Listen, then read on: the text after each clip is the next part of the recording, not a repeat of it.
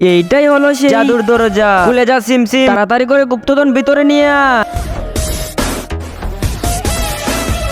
বন্ধ হয়ে যা সিমসিম, এখনই জাদুর দরজার মধ্যে গুপ্তধন সুরক্ষিত থাকবে।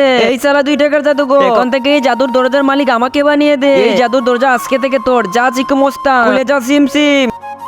বন্ধ হয়ে যা সিমসিম। এই তো জাদুর দরজা আমার কথা শুনতেছে। এই শুন তোরা, এই জাদুর দরজা এখন থেকে আমার কথায় খুলবে, আমার কথায় বন্ধ হবে। গুপ্তধন পুরোপুরি সেভ এখন।